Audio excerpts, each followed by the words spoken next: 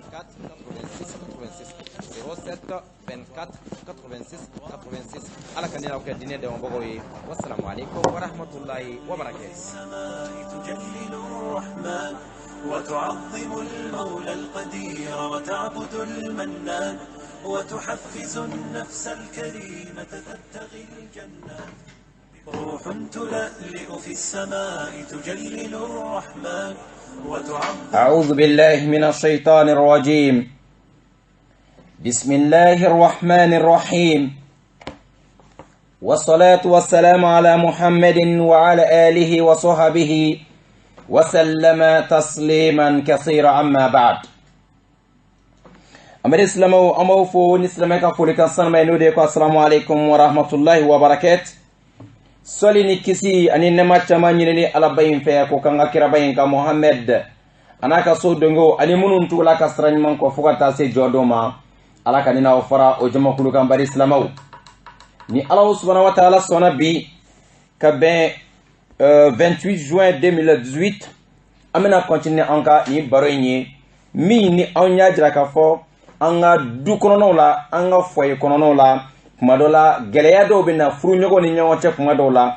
a geleya be glancho mena sharia kono nana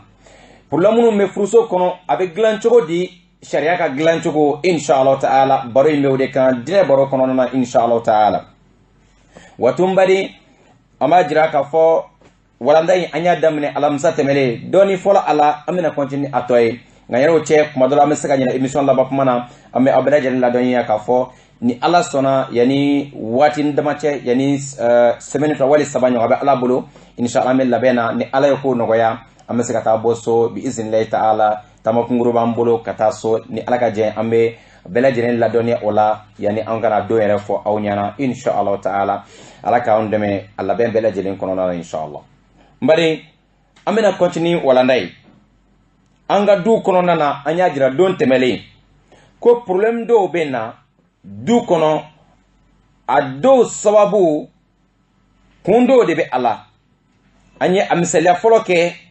ajizu rajul ala infaq ala ahlihi amana ko dudo kono furu nyongo do ni nyonche problem sababu be seka soro ni che bolo desela ka dépenser ke akademayaka anye chamanye fo ola odon temeli anya jira obesika ke sobuye kanani bembaliyaye furuke doni afuru musoni nyogonche adoy jume imma an yakuna li bukhli minhu kumadola abesega ke cheka tremangele de kama ate dépenser ke ate nafakatu ke aka demayaka amuso kan wala aka demayaka dota avec tremangele ka so abakum dota erebe ke nin dunga aka daete dron wali aka nafulu bela jilime tam mana ko dron de la doro tay salbagato yayi ena fo na nyona chama wani bela jele forabe ala sawbe soro ala mbadewon aw kalame fa in kana li bukhlin min ar-rajul falyalam anna al-bukhla sifatun dhamimatun ولقد كان النبي صلى الله عليه وسلم يستعيذ منه فعن أنس رضي الله عنه أن النبي صلى الله عليه وسلم كان يقول اللهم إني أعوذ بك من البخل والكسل وأرزل العمر وعذاب القبر وفتنة المحيا والممات رواه مسلم وغيره. نصر الله جميع بولو دسالي kad nafakatuka kadema ka na kunye tiga mangeliade ni chain akadon ka foko ale abe bara de la mi jogo jugu badedo jogo do minye jogo nagasilen jogo mi ni mo nyama barate e kado alakira sallallahu ta'ala alaihi wasallam alaikum metangani ni Allah subhanahu wa ta'ala fe wati bela jele kale kisga bo ni jogo ima jogo minye tige mangele yayi jugu bela bele do fene krap mayin ala fe mabe ko kale kisga bo ni jogo ima ame Anas ibn Malik radiyallahu ta'ala anhu aliba fanyina ka hadisa dola hadisa mi ni ariwaya kira Imam Muslim fe akola kira sallallahu ta'ala wasallam akma fo Allahumma intiki ala inni a'udhu bika min al-bukhli intiki ala mitanga nyini ife kabo tige mangeleya toroma kabo bakhiluyama kirap me ala dele ko kale kisa o bakhiluyama mogo shi tige mafoni kala kirabo sallallahu ta'ala alaihi wasallam na bana be mogo fa on fene ki sabati ni dugo ni kan yasa ala na sigi kisa o bakhiluyama tellement jugo do fa on fe no e jugo man kirap me ala dele ko la kale kisa bo toroma wabe kan fene ni ekala ko ni jugo de an ga yere sama ka bola nabe mogo mi ne kala dele mabbe ala ka boela sabo jugo nyama tede apma ala dele tun wal kesal kola kale kisa bo salibagatoyama ko kale kisa bo salibagatoyama fene jugo baflana yin mogo salibagatoy aka bibara bo blaka shini kono shini bita beta fara shini taka e masega minke bi ne bita fara shini taka e besuko ketugo mena e beta so amogo model beke mogo nogole bele jele a salife mi mogo ke mogo nogole salibagatoya dedu mogo ni salbagatoya bi ala beke mogo nogole akere cheya beke mogo nogole akere muso beke mogo nogole mogo be mogo foko karsa kasano awala je wallahi courage ba tigila salbagatoya miskala zarati asaka ke mogo sanmana abada awga je kemne ibita do ka barakero la ibita do ka dumun tobi yoro la tellement nere ya katigi kechogoyi dumuni nige be boyla pew ode kama ni ba fika dumunun ke kafa e kana to kata be ka to weli kero la de suna wallahi be do ka dumun haramu yeshi be kono tellement tigin nogole me nogole nya baziye salbagato yari ni muso kera mogo salbagato abe nogo na nogora nigebe bo chela pour l'homme na du kono siga foi tola an kanka an yere sonia ti soni courage tila sonia e courage de faut e ka ke mogo courage le oui e ka ke mogo farfoni mabe e ka janti e farakolo ka sonia la ka janti ga don fini sonia le be min bla ire kono e ka sigidale ka kerefela beka do ku e ka sanu we ka do o yere limania do fenede ala kera mala dele ko ala kala kisa bo salbato yama mugo na kera mugo salbato e nogo be siga tigi kan nogo be siga ka sigidala no kela shetana rebe no osokono sabu shetana yorom ka dale nogo mayoro nyengan kono nawa sunungun kono nyama boyoro o yoro ka dini shetana yo meni e ka sokono na ere de fraseta ni nyengan kono na chi de fraseta e ka tobele ke ore ka barakero e ka don fini min be nyamantona difference to nyonche muna shetana te siga ka sokono ni shetana sigila wati belajere ni bolokuru ni karate ni kelela ngolonte fo taw ka du kono mbadon an ga yere kolosi salbagato ya be ke sobe ka problème na dudo kono kirap mala jere ko akale kisa wa salbagato ya ma che salbagato muso salbagato wallahi kololo badi bala kirap mala jere tun ko ala kale kisiga bo ka shika ishi koro ka tafuga kla ka ta ijasi kata isegin ka ijasi foki ke demsere fitini krap mala dele kola kala tisga boma aha ala koma sortu yasirin kono wa man nu'ammiruhu nunaqisuhu fil khaliqi afala taqilun mo ni ala ni ala e yani shidi atigima ka koro ka shida ma avec la ka tigi segi kana tu kana yani shisagana mime kla ka jasile ya sisaga courage me ado be segi fo kana dogoya ka segi ka ke demsere fitini me fon fe ka bake atina wulo de on dotun abena sefo niveau la kirat mala dere ko la kale kisiga bo yani o sisaga nyogoma kirat mala dere tun ko kale kisa wa azab al qabr ko la kale kisiga bo kaburu nyangata toroma ni mbajira ko kaburu nyangata e tien angala dele kuma be mogo mun ko kaburu nyangata ko te tien o bajira ka foko ube ka kalon ube ka jira ko kira e kalon tegela sabu kirat mala de ko la kale kisiga bo kaburu nyangata toroma o bajira ko be ko tien dido baraj mari o mogo kisiga bo toroma ya rabbal alamin ala kanena ko baraj make bagoy wa fitnatil mahya wal mamat krap mala deli ko kale kisiga bo yani jina tigal la jarabili jugu la jarabili baw a fitna ko na balako ni tentation fe munun beino la jarabili munu ni kali benati sakoro banangelaw ubala e furu nyogon jugu ubala wali e gresege dogoya model dobe se admaden doma ni anini manyamana avec sobu fitna mbe atigila se yorola amanga kasi romina utmana genetique fitna jugu yani alla jarabili ko jugu awngali manate munun koro kirat mala dele ko la kale kisa bo bela jelen toroma wal mamati ani sayatma ani sayako fela la jarabilu bede sayatma wallahi mugobe mugo chama jete no ko ere wali juye ka suratiya kan jina tige bela jelen ke beba ko mugo nyima pundu ma doka sayato to le segon kele multi kele shetana bena chama de nege ka tige laban tugo juwala aunte sego do ala de bo ko dugo den do nam ala kan sabala mo ko jugama shetana be dese chedola abi dese muso dola akanyena ya bele jelen kono membade ikra doni sayat masala shetana be na jaka goya kufaka tigifili wa a bɛ se caman na kuma na dɛ ala k'an kisi ka bɔ a ma ala k'an kisi sitana kana sa na o dɔw salen mɔgɔw b'a dɔw kɛ ko ko karisa tun ye waliju ye k'a sɔrɔ a ka saya waatinin na sitana y'a bila ka sujudu bɛɛ mɔgɔ si m'o ye sitana y'a bila ka sujudu bɛɛ dusukun na mɔgɔ ma ye tellement saya sigara ka gɛlɛn kojugu wa inna lil mawti la sakarat saya sigara ka gɛlɛn kira yɛrɛ ko taali salam ala kana sitana sa na waati la inshallah an ka dugawu kɛ kuma bɛɛ lajɛlen na kira tun bɛ fɛn o fɛn ala deli ko k'ale kisi ka bɔ fɛn o fɛn tɔɔrɔ ma anw k'a dɔn k'a fɔ ko e k'a dɔn o fɛnw anw fana kan k'ala deli k'an kisi ka bɔ tɔɔrɔ ma naam ni hadisa min muslim kɔnɔ e n'a fɔ hadisa wɛrɛw hadisa dɔnbaga wɛrɛw fana ye a riwaya kɛ cogo min na n bari kira tun bɛ ala deli ko ala k'ale kisi ka bɔ tigɛmangɛlɛya ma cɛ tigɛmangɛlɛn problème tɛ ba ka du kɔnɔ cɛ tigɛmangɛlɛn problème tɛ ba a ka du kɔnɔ sabu muso fitinalen bɛ kuma bɛɛ muso ɲɛ b'a la min se bɛ e kan ka min k'a ye e bɛ ban k'a kɛ a ye o tigi bɛ se ka k'e fɛ cogo di a bɛ kanu dɔgɔya a bɛ na ni problème de ye n bari jogojuguya don mɔgɔ ɲɛnama baara tɛ silamɛ hakika limanɛbaga hakika ka baara tɛ tigɛmangɛlɛya ye dɔw bɛ hali tigɛmangɛlɛya fɛ o tɛ se ka fini ɲɛnama don tigɛmangɛlɛya fɛ o bɛ samara dɔw de don kuma dɔ la yaasa fantanw kana na ɲɛ don olu la yaasa mɔgɔ kana na olu deni o den tɛ se k'a dun o furumuso tɛ se k'a dun o yɛrɛ tɛ se k'a dun a dɔw bɛ miliyɔn b'o kun ka yala maralen b'o bolo mɔgɔ t'a dun ale yɛrɛ t'a dun fo a bɛna sa an bɛ taa birifini jɛma 2500 fini kɛ k'a tigi anbale ka taa bila dingɛ kɔnɔ k'a ka miliyɔn dɔw dogolen to yɔrɔ la ni ala yɛrɛ kelen tɛ mɔgɔ t'a yɔrɔ dɔn ala ni tigɛmangɛlɛya fɛ allahu akibaru a tɛ don ala ko sira la hali ka a don i muso la i k'a dɔn k'o ye ala ko sira dɔ ye k'i ka denbaya labalo ka ɲɛ o ye ala ko sira dɔ ye naam n ko mɛlɛkɛ fila bɛ jigin diɲɛ ma don o don kelen b'a fɔ اللهم اعطي منفقا خلفا والاخر يقول اللهم اعطي ممسكا تلفا ملكه فلا بيجي جيما دونغو دن دوغو جلا كلمه ف الله مغو من نفقاتو مغو مي كان فلو dépenser ala anorobla telia dobla anona jona ni dun kelenta nala dobla anona minimum abetane bla anona suna obiro fla bla anona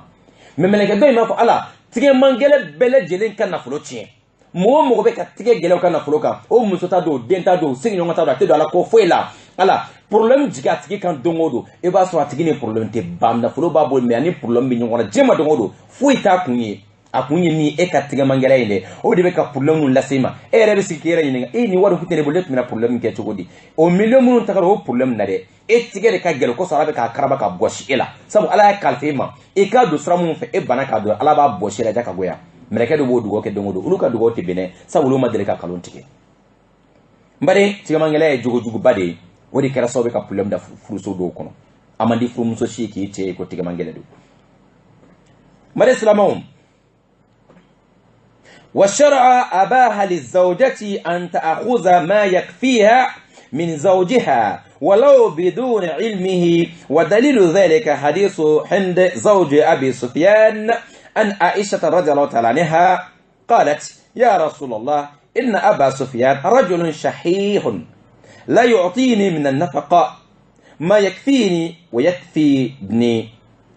ويكفي ابني إلا ما أخذته من ماله بغير علمه فهل علي في ذلك من جناح فقال رسول الله صلى الله عليه وسلم خذي من ماله بالمعروف ما يكفيك ويكفي بنيك عليك رسول الله صلى الله عليه وسلم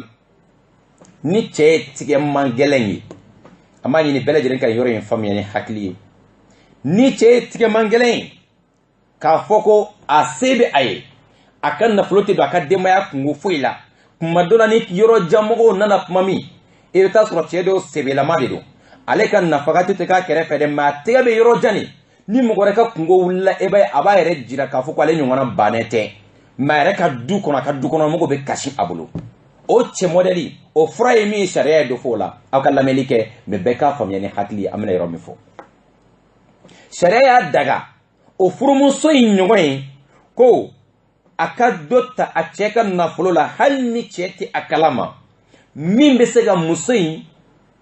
a ka haju datugu min bɛ se ka muso in mako ɲa ka muso in denw mako ɲa cɛ de ka ɲi ka muso ka dépense kɛ ka denw ka dépense kɛ mais cɛ ale kɛra sebe ye nafolo b'a kun a ka nafolo bɛ taa yɔrɔ jan de la muso tɛ ka babusi yɛrɛ o ko sɔrɔ ka don o ye problème ye ka fini sɔrɔ ka don o ye gɛlɛya ye ka dumuni duman sɔrɔ ka kɛ o ye gɛlɛya ye denw ka samaraninw bɛ fara denw ka bana bɛ na o fura sɔngɔ ko ye problème ye wali muso bɛ bana gɛlɛya dɔ bɛ muso kan cɛ bɛ to munumunu na taa fura san o tuma na an balimamuso sariya ye fɛn dɔ fɔ o tɛ ne ka fɔli ye dɔnnibagaw tulo b'a la nka n b'a fɛ mɔgɔ kelen kelen bɛɛ dogolen ala ɲɛ b'i la wa e yɛrɛ ɲɛ b'i dogolen na n'o problème t'i da la e ka taa i cɛ ka nafolo ta k'a sɔrɔ a t'a kalama sabu k'a fɔla arajo la e k'a dɔn e dogolen ɲɛ b'i yɛrɛ la wa ala fana ɲɛ b'i la a fɔla de muso minnu bɛ a gɛlɛya kɔnɔ a cɛ modèle bɛ muso minnu bolo sariya ye bɔda di o musow ma aw k'o lamɛn a ye mun de fɔ ye tuma min na ni an bɛ hɛn de lamɛn hɛn de min don tɛmɛlenw na n'ale tun ye wahasiw sara a tun ye mɔgɔw sara ka ala kɛra a bɛnakɛ Hamza faga radiyallahu anhu o hindi a donnen kɔfɛ silamɛya la ka kɛ silamɛ ɲuman ye kira yafala ma ala yafala ma masha Allah o hindi ni mankan dugutigi kɔrɔ mankan dugutigi muso kɔnɔ n'o ye Abi Sufyana ye hindi nana ala kira ma don dɔ la kira tun bɛ mun ye sa mɔgɔ min kira bɛnakɛ faga fo kira yɛrɛ kun pɛrɛnna ko fo ale k'a ka juru sara ala ko a ma ko tajuru sara tɛ i bɛ dinɛ baara kɛ mais k'a fɔ e bɛnakɛ yɛrɛ sara ko i bɛ tajuru sara kɛ non a digira kira la ka se hakɛ min na n ko muso in dole silamɛya la ka kɛ silamɛ ɲuman ye fo a bɛna kira ɲininka dinɛ yɔrɔ dɔw la o hindi radiyallahu ta'ala anha ala ka jɛn ka bɔ hindi ma a nana kira ma don dɔ la sallallahu ta'ala alaihi wasallam a ko ya rasulallah a ko ne cɛ man ka dugutigi kɔni n'o ye Abu Sufyana ye rajulun shahihun ko tigɛmangɛlɛ don dɛ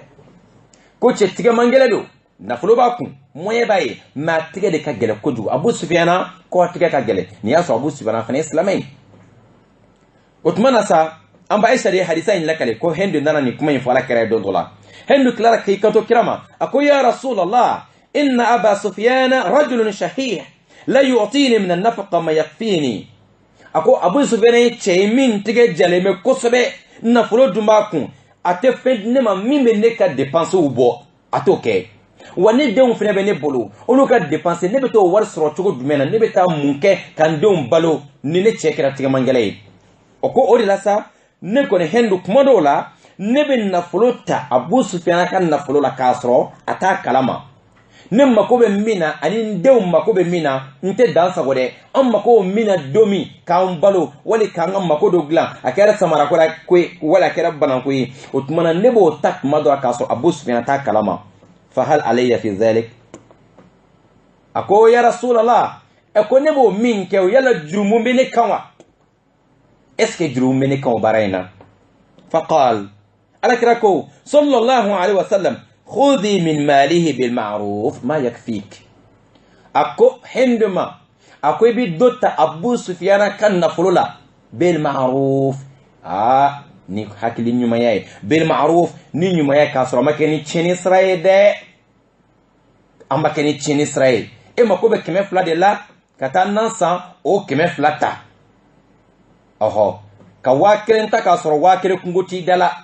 ou bien 800 tɔ e bɛ t'o don kungo wɛrɛ la min tɛ e ka du kɔnɔna kungo dɔ ye min tɛ e ka kungo ye min tɛ e denw ka kungo ye o ye haramu ye dɛ e cɛ ka wari ta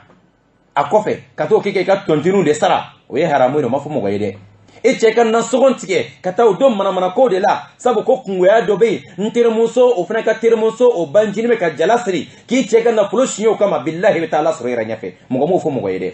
min kira ko ma yakfiki n balimamuso min bɛ e yɛrɛ ka o don mako ɲa o yakfi awladik ani min bɛ e denw ka o don mako ɲa en tant que cɛ bana k'a kɛ i b'a ta e ka kungo e den ka kungo nka n terimuso o fana ka terimuso o fana ka denkuni ye nin don in ye i bɛ cɛ ka nafolo ta ka taa e ka uniforme de san i bɛ cɛ ka nafolo de ta ka taa o don fɛn wɛrɛw de la min tɛ e yɛrɛ ka kungo ye directement min tɛ denw ka kungo ye directement e ka dɔn k'a fɔ i bɛ ka baara kɛ i bɛ ɲininka min na lahara jɔ don kira m'o fɔ ye anw fana m'o f'i ɲɛna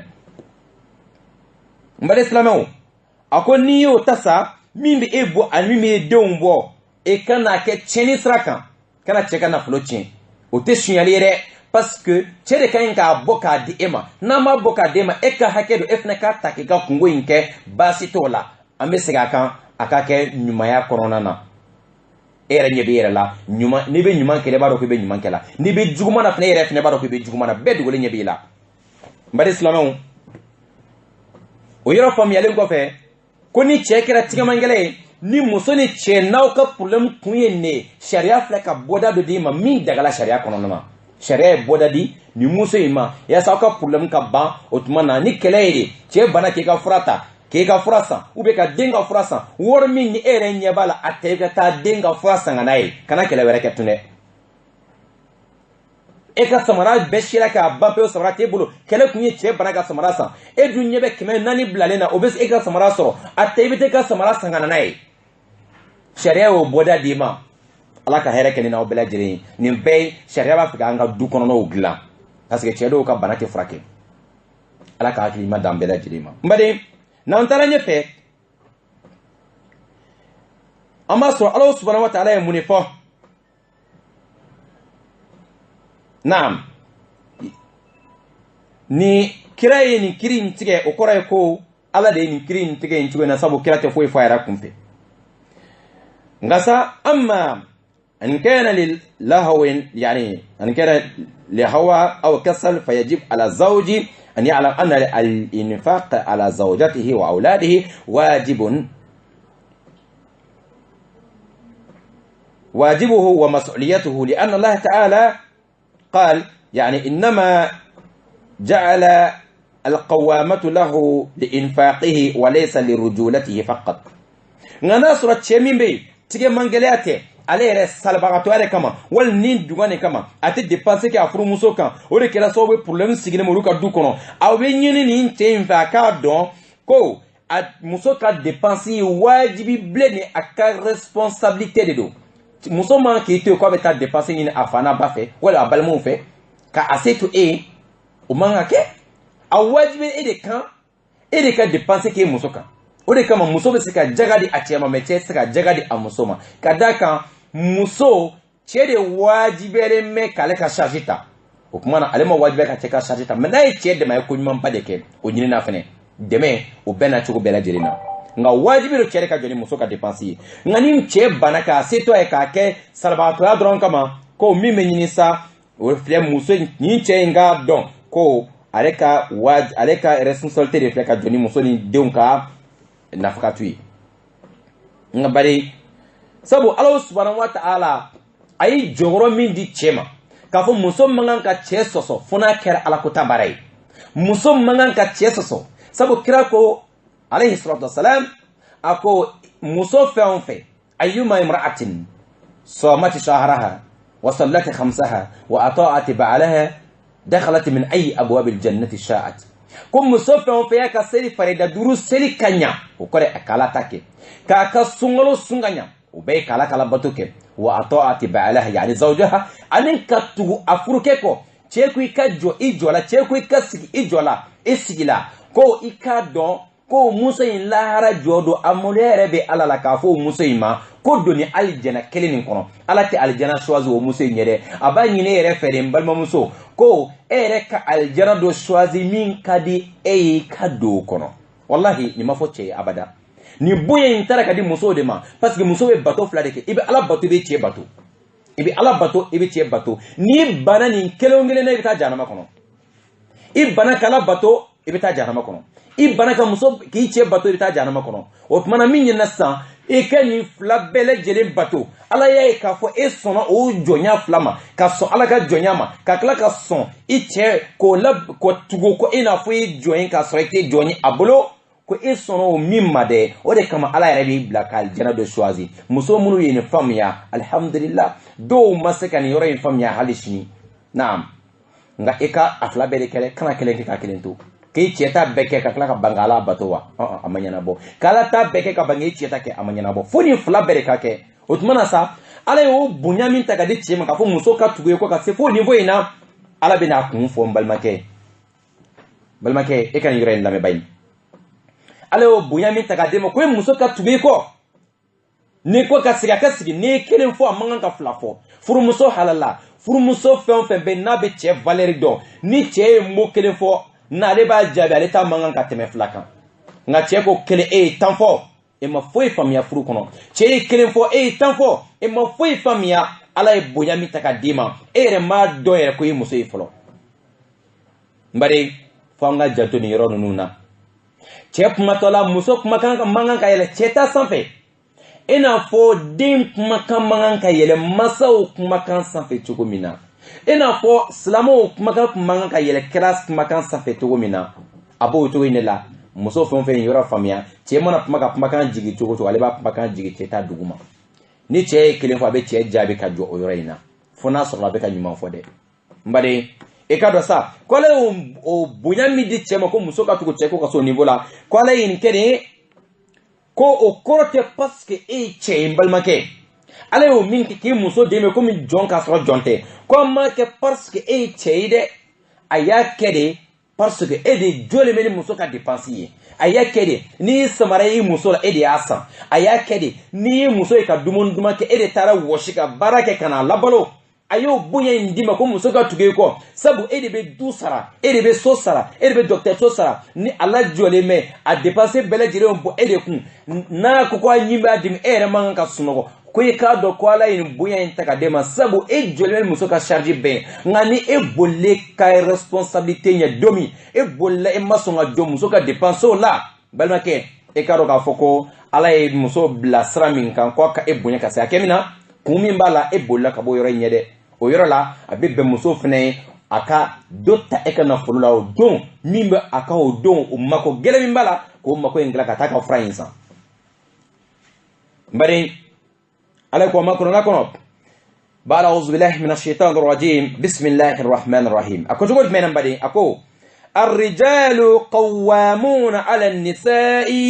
بما فضل الله بعضهم على بعض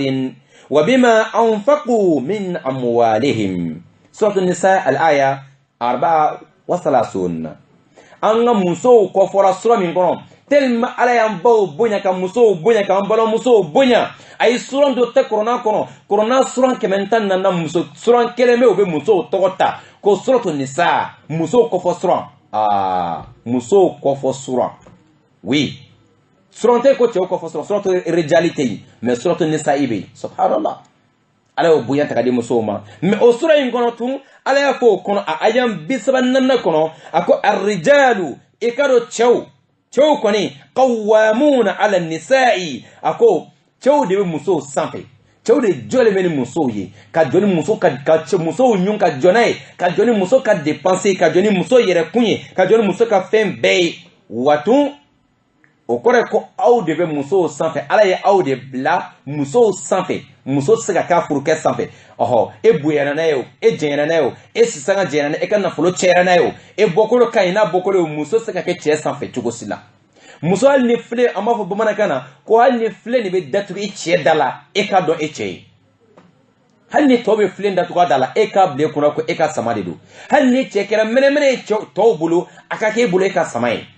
ala y'o de fɔ kuranna kɔnɔ ko cɛw de bɛ musow sanfɛ ɔhɔ o kun ye jumɛn ala y'o kɛ ko bima faddala Allahu ba'dahum ala ba'd ko y'o kɛ ka sababu kɛ a ye samantiya dɔw kɛ dɔw ye ka tɛmɛ dɔw kan a ye samantiya dɔ di dɔ ma ka tɛmɛ dɔ kan o kun ye jumɛn munna samantiya in dira cɛw ma ka tɛmɛ musow kan ko musow de ka kɛ cɛw duguma parce que muso bɛ taa cɛ bɛ taa muso ɲini furu la don min na ko woro fɔlɔ cɛ de b'a wari bɔ woro filanan cɛ de b'a wari bɔ tagama kɛlaw ka taxi cɛ de b'a wari bɔ ka na se furu nafolo bɔ ma muso ni cɛ de bɛna furu ɲɔgɔn ma tuma dɔ la i bɛ taa sɔrɔ furu in ka dɔgɔ fila bɛɛ ye mais a tɛ fɔ ko muso ka dɔrɔmɛ kelen bɔ cɛ de b'a wari bɛɛ lajɛlen bɔ minɛnkolon sɔgɔn dɛ lisi donna dɛ lisi yɛlɛla sanfɛ dɛ miliyɔn 2 dɛ miliyɔn 5 dɛ muso ni cɛ bɛɛ kɔrɔtɔlen bɛ furu la pɛtɛ a ka d'o bɛɛ dɛ mais ni dépense in bɛɛ bɛ ta k'a bila cɛ de kan dɔrɔmɛ kelen tɛ ɲini muso fɛ wa furu balen kɔfɛ cɛ de bɛ du ɲini ka du jɔ wali ka taa location na muso bɛ na si min kɔnɔ kalo kɔnɔ cɛ kan ka miiri su ni tile bɛ so in sara cogo jumɛn na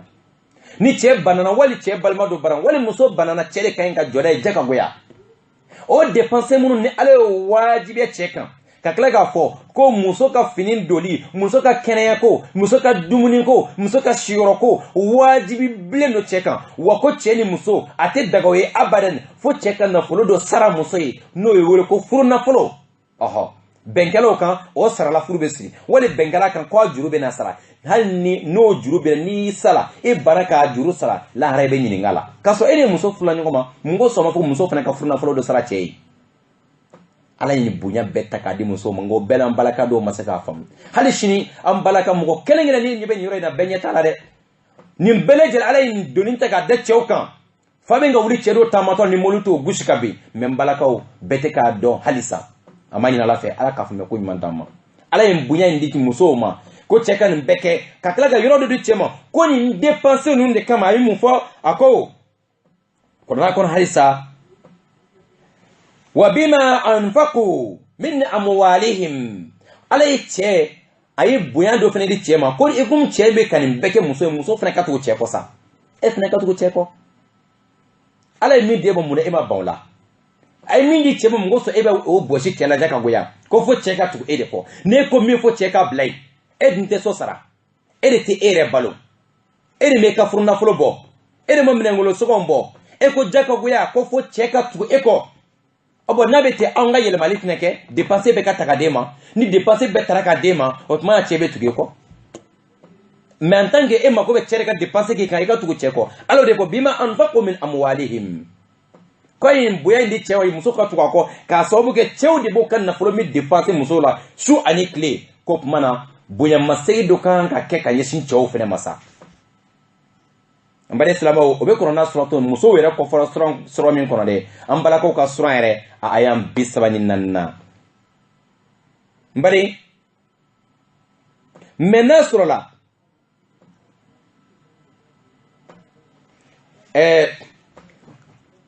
e ka dɔn cɛ bɛ dépense min fana kɛ a muso kan baden e ka dɔn o dépense in fana ala kira k'a de sa belebele dɔ bɛ yen sallallahu alaihi wa sallam cɛ min bɛ nafolo dépense a cɛ kan yani muso min bɛ nafolo dépense a ka muso kan e ka dɔn k'a fɔ